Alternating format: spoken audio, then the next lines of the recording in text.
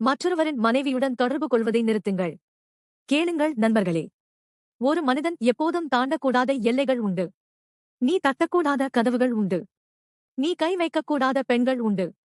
மற்றொருவனின் மனைவி? நிச்சயம் அது தடை செய்யப்பட்ட பகுதி. உன்னை பயமுறுத்துவதால் அல்ல. மாறாக, உன்னை நீயே மதிப்பதால், உனது கௌரவத்தை நீ புரிந்து கொள்வதால், உனது பாரம்பரியத்தை நீ புரிந்து கொள்வதால், அதோடு முக்கியமாக கர்மா ஒருபோதும் மறப்பதில்லை என்பதால். தன் கணவனை ஏமாற்றும் ஒரு பெண் உன்னையும் ஏமாற்றுவாள். கடவுளுக்கும் ஊர் உலகத்திற்கும் குடும்பத்திற்கும் முன்பாக மரியாதையுடன் வாழ்வதாக உறுதியளித்த ஒருவனையே அவளால் விட்டு வர முடியுமென்றால் அவளுக்கு நீ யார்? நீ ஒன்றும் விசேஷமானவன் அல்ல.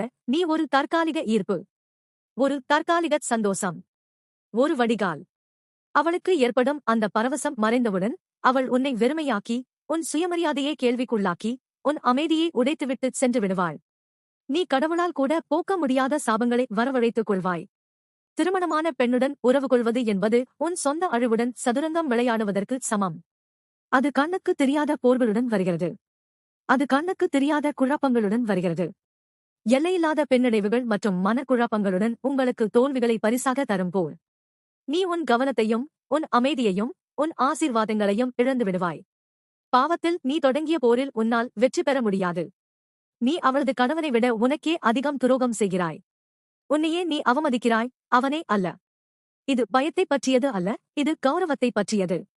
ஒவ்வொரு முறையும் நீ ஒரு திருமணமான பெண்ணை துரத்தும்போது உன் பலவீனத்தை நீயே வெளிப்படுத்துகிறாய். ஒழுக்கத்தை விட்டுவிட்டு அவசர சுகத்திற்கு அடிமையாகிறாய்.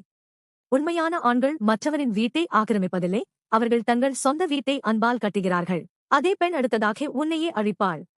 உனக்காக அவள் தன் கணவனுக்கு துரோகம் செய்தால் அடுத்தவனுக்காக அவள் உனக்கும் துரோகம் செய்வாள். விசுவாசம் என்பது நெகிழ்வானது அல்ல, ஒன்று இருக்கும் அல்லது இருக்காது. அவள் தன் தோற்றத்தால் ஆபத்தானவள் அல்ல. அவள் தனக்கே நேர்மையாக இல்லாததால் மிக மிக ஆபத்தானவள்.